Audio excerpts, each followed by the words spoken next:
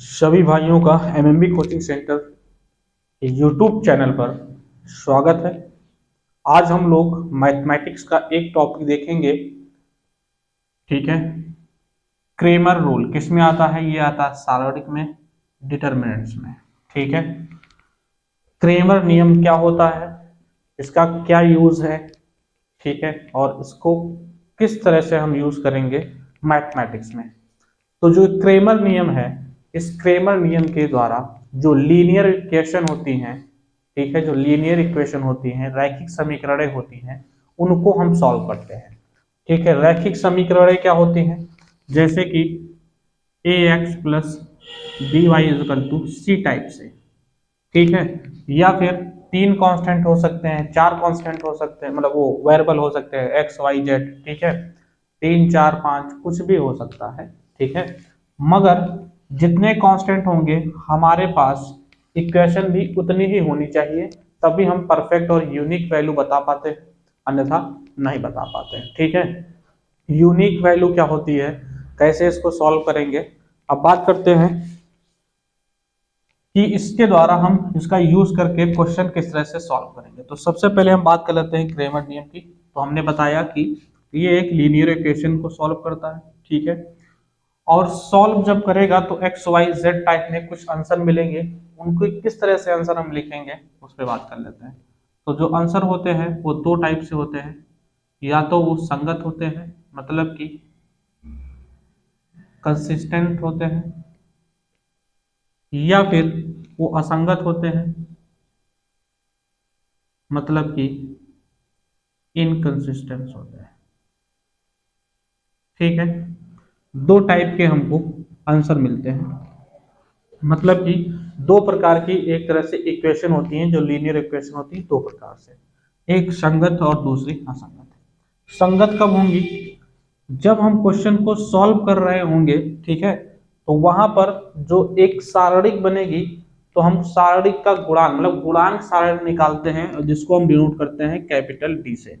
अगर D is not equal to zero है, D is not equal to zero है, ठीक है, तो ये संगत होता है, और इसके जो आंसर आएंगे, हल होंगे, वो यूनिक होंगे, अद्वितीय होंगे।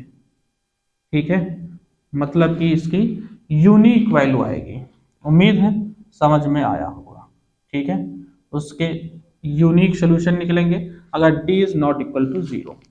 मगर अगर d is equal to zero है, ठीक है, d is equal to zero है, और जो वैल्यू हम इसमें कुछ और निकालेंगे, जैसे d1 d2 और d3, ठीक है, d1 d2 d3, इसमें से किसी एक की भी value is not equal to zero हो गई, ठीक है, तब तो निकाय क्या होता है?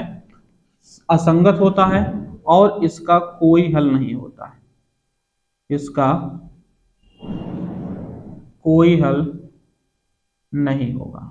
ठीक है, मगर अगर d बराबर जीरो होता है और d1 बराबर d2 बराबर d3, ये तीनों मिलके जीरो आ जाते हैं, ठीक है, तो ये संगत में भी आता है, मतलब संगत भी होगा, और जो इसके हल हैं, इसके जो हल होंगे वो अनंत आएंगे। ठीक है, क्या आ जाएंगे? वो अनंत आ जाएंगे। एक तरह से, मतलब एक बार इसको फिर से अच्छे से समझ लो, संगत और असंगत। संगत कब होगा? जब d is not equal to zero आए तो संगत होगा, और d is equal to zero आएगा तो संगत भी हो सकता है और असंगत भी हो सकता है, हमने बता रखा है। अगर इन तीनों में से किसी एक का मान भी जीरो के अलावा कुछ भी आ जाए, कुछ भी आ जाए, तो वो असंगत होगा और इसका कोई हल नहीं होगा। मगर अगर तीनों की वैल्यू जीरो जीरो जीरो आती है तो वो संगत भी होगा, और उसका हल जो होगा वो अनंत होगा, इनफाइट होगा। ठीक है, उम्मीद है इतना समझ में आया होगा इसका नियम क्या है। और अगर उसके अद्वितीय मान की बात करें तो वो होते हैं x बराबर d1 अपॉन डी, y बराबर d2 अपॉन डी, और z बराबर d3 अपॉन डी। ये इसके हो जाएंगे यूनिक सॉल्यूशन। उम्मीद है इतना समझ में आया होगा। अगर समझ में आया है तो अच्छी बात है, अगर नहीं आया है तो इस पे हम कुछ प्रॉब्लम लेके आप लोग को सॉल्व करके बता रहे हैं, ठीक है। अगर क्वेश्चन समझेंगे तो उम्मीद है समझ में अच्छे से आ जाएगा और आप लोग को कोई दिक्कत नहीं होगी। तो इसमें 3 टाइप के क्वेश्चन बनते हैं, तीनों टाइप के क्वेश्चन हम आपको बता देंगे। 3 टाइप के कौन कौन से क्वेश्चन, जिसमें अद्वितीय आंसर आए, ठीक है, मतलब कि यूनिक सोल्यूशन मिल जाए, और दूसरा अनंत मिल जाए, और तीसरा कोई हल उसका ना निकले, ठीक है। तो 3 प्रकार के क्वेश्चन होते हैं और कोशिश हम करते हैं जो एग्जाम में क्वेश्चन आए हुए हैं वही क्वेश्चन उठाते हैं, ठीक है, उन्हीं को सॉल्व करते हैं। तो क्वेश्चन दिया हुआ है x plus Y plus Z equal to 7, X plus Y plus Z equal to 7, ठीक। दूसरा एक क्वेश्चन है x plus 2y plus 3z is equal to 6, और उसके बाद है x plus 3y plus 4z is equal to 22। 3 equation ये दी हुई है, लीनियर इक्वेशन, इन्हीं को सॉल्व करना है क्रेमर नियम से, ठीक है। तो सबसे पहले इसमें हम सारणिक का गुणांक निकालते हैं। तो सारणिक का गुणांक क्या होता है, वो होता है d is equal to X Y Z का गुणांक, तो 1 1 1। फिर इसमें सेकेंड रो में लिखेंगे सेकेंड इक्वेशन का 1 2 3, और थर्ड इक्वेशन का थर्ड रो में 1 3 4। उम्मीद है सारणिक को सॉल्व करना सभी बच्चों को आता होगा, ठीक है। इसको सॉल्व करेंगे तो d mod is equal to 1 लिखेंगे, इसका मल्टीप्लाई 8 हो जाएगा, इसका मल्टीप्लाई माइनस का 9, फिर -1, ये प्लस होता है, ये माइनस, ये प्लस, ठीक है। किसी भी नंबर की इसमें चिन्ह निकाल सकते हैं, प्लस या माइनस, ठीक है। तरीका एक होता है, क्या करना है, -1 के ऊपर रो प्लस कॉलम लिखना है। रो की संख्या जिस भी नंबर को निकालना हो, मान लो इसका चिन्ह निकालना है, प्लस होता है या माइनस, तो किस रो में है, पहली रो में है, किस कॉलम में है, तीसरे कॉलम में। तो यहाँ पर 1 प्लस 3, अगर इनका एडिशन, इनको सॉल्व करने पर इवन नंबर मिलता है तो प्लस उसके पास लगेगा, ऑड नंबर मिलता है तो माइनस लगेगा। उम्मीद है समझ में आया होगा, अगर नहीं भी आया है तो कोई दिक्कत नहीं है, क्योंकि हमको क्रेमर नियम से इसमें मतलब है, और 3 चिन्ह इसके याद हो जाएंगे, क्रेमर नियम का काम हो जाएगा, ठीक है। -1 इसको हमने लिखा, तो इसको और इसको छोड़ते हैं, इसका मल्टीप्लाई 4 होता है, इसका मल्टीप्लाई -3, फिर प्लस का 1, इसका मल्टीप्लाई 3 हो जाएगा, इसका मल्टीप्लाई 2 आ जाएगा। सॉल्व करेंगे हम, -1 बचेगा, यहाँ +1 और माइनस लिखा तो -1 ये भी हो जाएगा, यहाँ +1 ये 1 1 कटेगा, एक -1 बचेगा, d बराबर, ठीक है। तो लिखेंगे d is not equal to 0। अगर d 0 के बराबर नहीं है तो आगे स्टेप में लिख सकते हैं हम, क्या लिख सकते हैं, यहाँ लिखेंगे d is not equal to 0, क्योंकि इसलिए जो निकाय या सिस्टम होगा वो संगत होगा, मतलब कि कंसिस्टेंट होगा, ठीक है। और जो इसके हल होंगे वो अद्वितीय होंगे। हल क्या होंगे, अद्वितीय होंगे। और अद्वितीय हल के लिए इसको सॉल्व करेंगे। कैसे सॉल्व करेंगे उससे बात करते हैं। पहले हम यहाँ पर निकालेंगे d1। अब d1 क्या होता है वो कैसे समझेंगे। जब हम d1 निकालेंगे तो ये फर्स्ट कॉलम जो इसका लिखा हुआ है इसको छोड़ करके जो इधर नंबर लिखे हैं उनको लिखेंगे। क्या लिखेंगे, 7 6 2 2, ठीक है। बाकी 2 column same as it is वैसे लिखेंगे, 1 1 2 3 3 4, और इसको सॉल्व करेंगे जैसे इसको हमने सॉल्व किया है, सेम वही मेथड। तो d1 mod is equal to 7 लिखा हुआ है, इसको बाहर लिख लो, 2 चौके 8 हो जाएगा, 3 तरीके 9 हो जाएगा, -1 लगाएंगे, फिर इसका मल्टीप्लाई 6, हाँ अच्छा ये लिखा हमने तो इसको छोड़ेंगे और इसको छोड़ेंगे, तो इसका 6 चौके 24, और 22 का 3 से मल्टीप्लाई करेंगे तो ये हो जाएगा 66, और उसके बाद प्लस का 1 लिखेंगे, 6 तरीके 18 हो जाएगा, और 22 दूना 44 हो जाएगा। तो कितना आ जाएगा, 8 से 9 जाएगा, -1 तो माइनस के 7 बचेगा, 24 से 66 जाएगा, कितना बचेगा, 6 इधर बचेगा, 36 उधर बचेगा, 42, ठीक है। और 42 माइनस का बचेगा, माइनस बाहर है तो प्लस के 42 हो जाएगा, 44 से 18 जाएगा तो बचेगा 2 इधर बच जाएगा, 24 उधर, मतलब कि -26। -7 माइनस के 26 मिलके हो जाएगा माइनस के 33 और प्लस के 42 मिलके कितना आ जाएगा यहाँ पर 33 से 42 जाएगा, 7 इधर 2 उधर, मतलब कि प्लस का 9। D1 मिल जाएगा 9। ठीक है, D1 क्या मिल गया 9 मिल गया। अब हम यहाँ पर निकालेंगे D2। तो जब D2 निकालेंगे तब हम पहला कॉलम जो हमारे पास 1 1 1 है वही लिखेंगे, दूसरा कॉलम चेंज करेंगे। दूसरे कॉलम में ये वाले नंबर जो इधर लिखे हैं 7 6 7 6 2 2, बाकी 1 3 4 वही लिखेंगे। इसको सॉल्व करेंगे। D2 मॉड इक्वल टू 1 लिखेंगे, इसका 6 चौके 24, 22 3 66, -7 लिखेंगे, 4 का नाम 4, 3 का नाम 3, -1 प्लस 1 लिखेंगे, इसका इसका मल्टीप्लाई 22, इसका मल्टीप्लाई माइनस के 6। तो 24 से 66 जाएगा, 6 इधर, ये हो जाएगा माइनस के 42, सभी सॉल्व किए थे। 4 से 3 जाएगा, 1 बचेगा माइनस के 7, और इधर बचेगा 6 चला जाएगा तो बचेगा 16 प्लस के 16। तो ये हो जाएगा माइनस के 49 प्लस के 16, तो कितना हो जाएगा 6 जाएगा तो इसमें बचेगा 43, 10 जाएगा तो 33 माइनस का 33। उम्मीद है समझ में D2 भी आया होगा। अब हम निकालेंगे इसमें क्या निकालेंगे D3। तो D3 इज इक्वल टू पहला कॉलम 1 1 1 ही रहेगा, दूसरा वाला 1 2 3 वही। अब तीसरा कॉलम चेंज हो जाएगा 7 6 2 2। ठीक है, उम्मीद है समझ में आ रहा होगा सभी बच्चों के। ठीक है, थोड़ी सी स्पीड लेकर समझाएंगे। अगर आप लोगों को थोड़ा सा स्पीड लग रहा हो तो वीडियो को स्लो करके भी देख सकते हो ना। ठीक है, तो स्लो करके देख लेना, और बाकी जिसको स्पीड कम लग रही हो वो स्पीड बढ़ा करके देख लेना। ठीक है, तो D3 मॉड इक्वल टू 1, इसका मल्टीप्लाई हो जाएगा 44, इसका 6 तरीके 18, फिर -1, इसका 3, फिर 2 और फिर प्लस के 7। उम्मीद है समझ में गए हो कैसे करना है।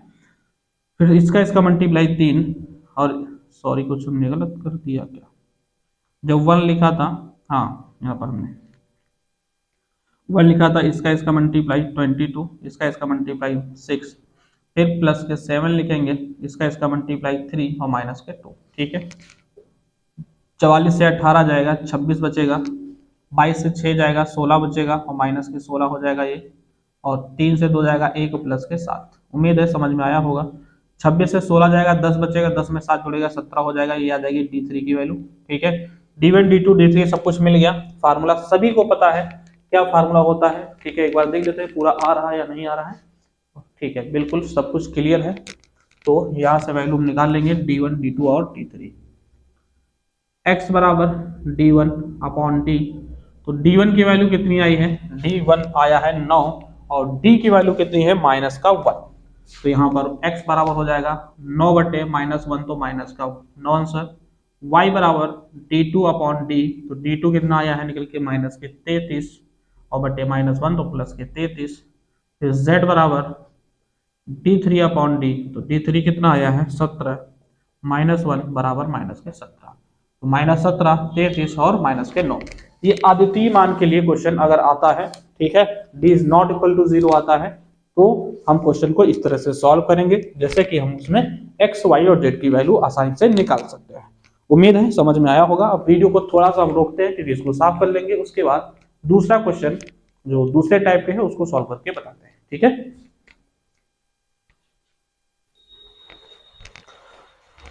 अब ये अगला क्वेश्चन दिया हुआ है। ठीक है, ये भी क्रेमर नियम से ही सॉल्व करना है और देखना है ये इसके हल क्या होंगे और ये किस प्रकार के इक्वेशन है हमारे पास। तो सबसे पहले इसमें हम D निकालेंगे। तो D बराबर एक्स वाई जेड के गुणांक 1 1 1 और 1 2 3 1 3 5, इसको सॉल्व करेंगे। तो D mod is equal to, एक बाहर लिखेंगे, इसका मल्टीप्लाई 5 दूनी 10, 3 तरीके 9, -1 लिखेंगे, इसका मल्टीप्लाई 5 हो जाएगा, इसका मल्टीप्लाई 3 हो जाएगा, फिर +1 लिखेंगे, इसका मल्टीप्लाई 3, इसका मल्टीप्लाई 2। ठीक है, तो 10 से 9 जाएगा, 1 बचेगा, 5 से 3 जाएगा, -2 हो जाएगा, 3 से 2 जाएगा, 1 बचेगा, प्लस का 1। तो ये प्लस प्लस मिलके +2 -2 मिलके कट के आ जाएगा 0। अगर D की वैल्यू 0 मिलती है, ठीक है, तो निकाय संगत भी हो सकता है और असंगत भी हो सकता है। उसके लिए हमको हो सकता है D1 D2 और D3 की।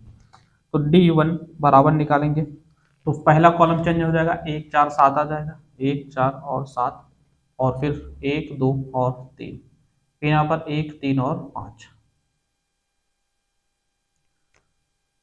इसको सॉल्व करेंगे तो 1 को बाहर लिखेंगे, इसका मल्टीप्लाई 5 दूनी 10, 10, इसका मल्टीप्लाई 9, -1 लिखेंगे, इसका मल्टीप्लाई 5 चौके 20, इसका माइनस का 21, +1 लिखेंगे और ये लिखा तो इसका मल्टीप्लाई 12 और 7 दूनी 14, 12 माइनस 14। ठीक है, सॉल्व करेंगे, 10 से 9 जाएगा, 1 बचेगा, 20 से 21 जाएगा, -1, -12 तो +1 हो जाएगा, और 12 से 14 जाएगा, माइनस का 2 बचेगा, तो प्लस के 2 माइनस के 2 मिलके करके 0, तो D1 की वैल्यू भी आ जाएगी 0। इसी तरह से इसमें निकालेंगे D2, तो D2 बराबर दूसरे कॉलम में, पहला कॉलम 1 1 1 ही रहेगा, दूसरे कॉलम में हो जाएगा 1 4 7, बाकी 1 3 5 वही रहेगा, तो एक बाहर लिखेंगे, इसका मल्टीप्लाई 20 हो जाएगा, 7 के 21 हो जाएगा, -1 बाहर, इसका मल्टीप्लाई 5, इसका मल्टीप्लाई माइनस के 3, +1 बाहर, इसका मल्टीप्लाई 7 और माइनस का 4, तो 20 से 21 जाएगा -1, 5 से 3 जाएगा प्लस का 2 माइनस के 2 लिखेंगे, और 7 से 4 जाएगा प्लस के 3।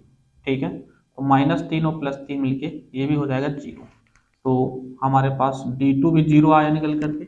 अब निकालेंगे D3।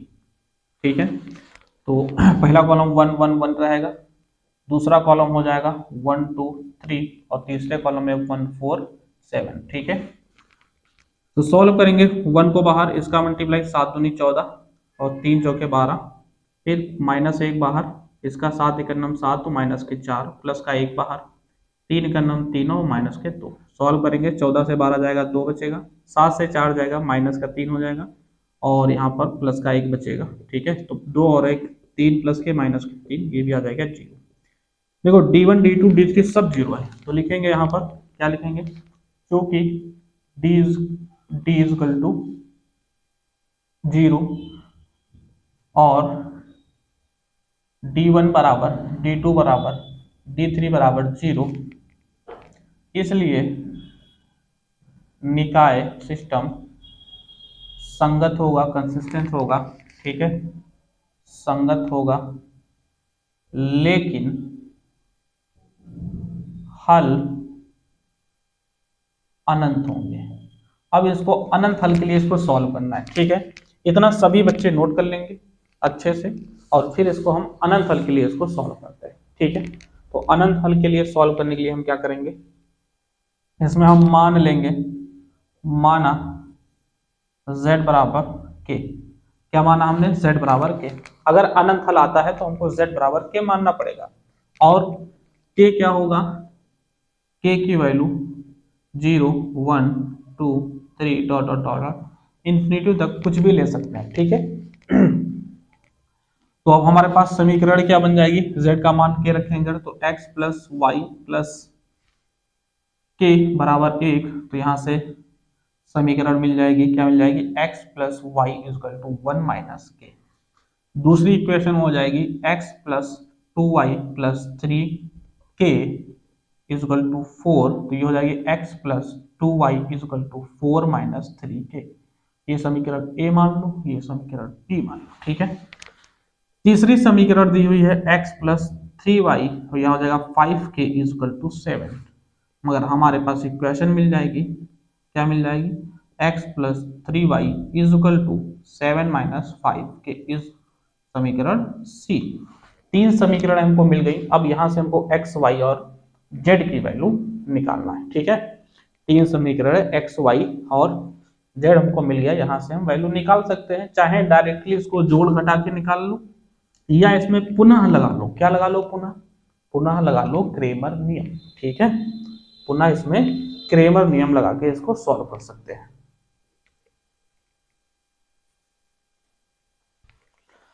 अब इसमें करना क्या है, अब इसमें हम 2 इक्वेशन को उठा लेंगे, वहां से x और y की वैल्यू निकालेंगे और तीसरी इक्वेशन से उसको सेटिस्फाई करवाएंगे। ठीक है, तो इसको हम क्लियर कर लेते हैं।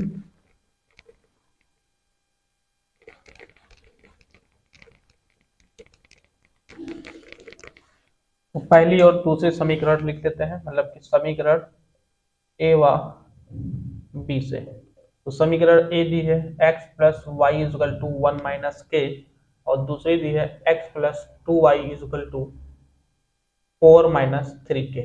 तो अगर हम घटाएंगे यहाँ पर तो ये माइनस ये भी माइनस हो जाएगा और ये प्लस हो जाएगा, ये कट जाएगा, y से 2y जाएगा, माइनस का y बचेगा, 1 से 4 जाएगा, माइनस का 3 बचेगा, प्लस के 3 के से 1 के जाएगा, प्लस के 2 के बचेंगे। तो y बराबर आ जाएगा यहाँ पर क्या जाएगा 3 माइनस 2k।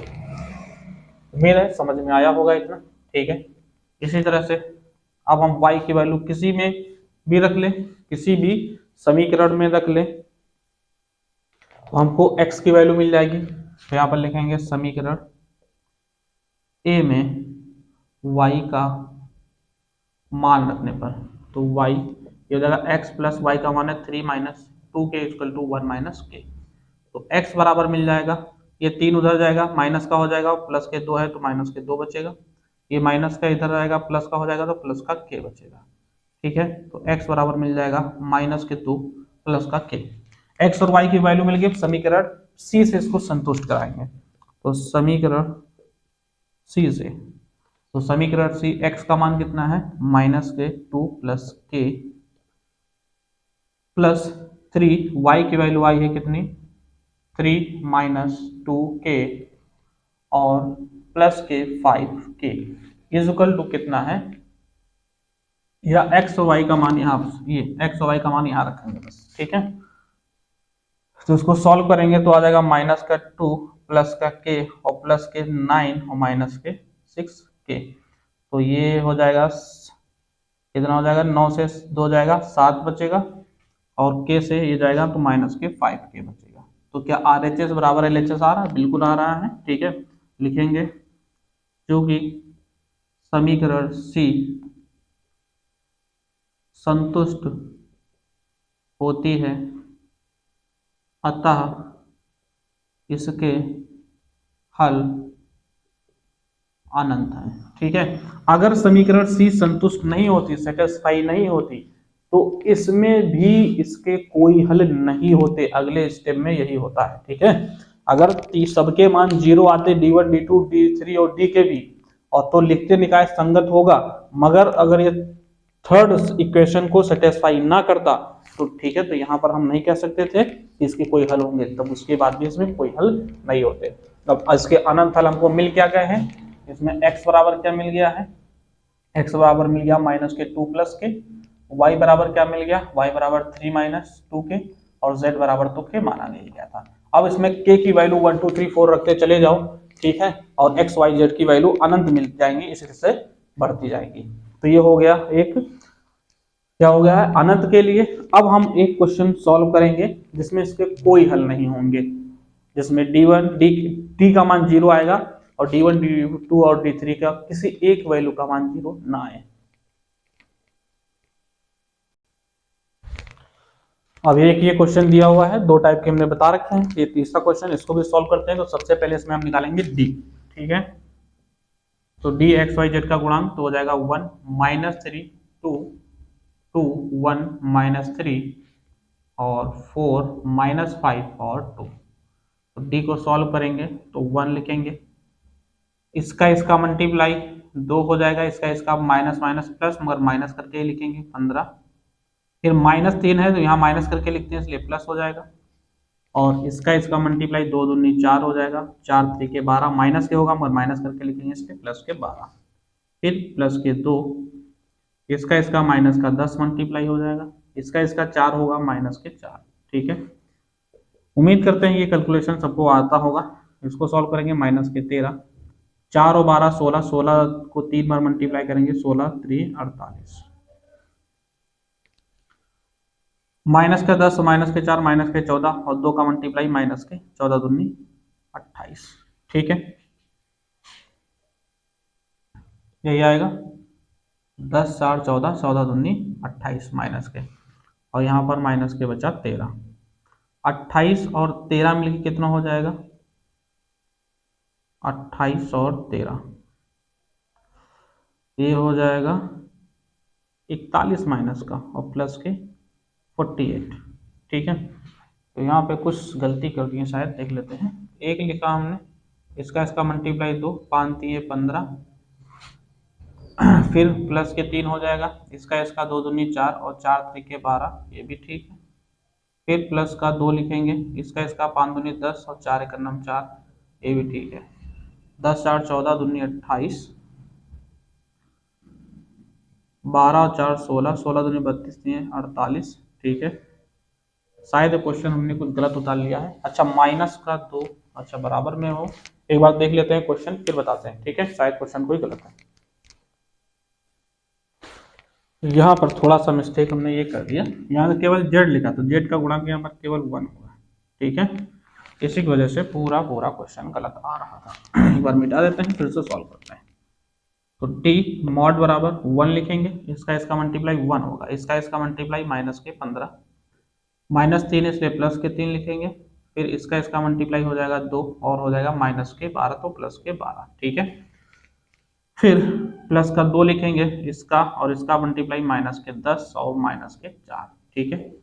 तो यहाँ पर बचेगा माइनस के 14 और यहाँ 12 तो 14 14 3 42, प्लस के माइनस के यहाँ पर हो जाएगा 28, ठीक है। तो ये और ये मिलकर हो जाएगा माइनस के 42 और प्लस के 42 मिलके हो जाएगा 0, ठीक है। उम्मीद है समझ में आया होगा। यहाँ पर थोड़ी सी गलती कर दी है। अब हम इसमें d1 निकालेंगे। d1 बराबर होता है, पहला कॉलम हो जाएगा इसका 4 माइनस 2 और 5, और बाकी दोनों कॉलम वही, माइनस 3 1 और माइनस का 5, 2 माइनस 3 और 1। सॉल्व करेंगे, 4 को बाहर लिखेंगे, इसका इसका मल्टीप्लाई 1, इसका इसका माइनस के 15 हो जाएगा।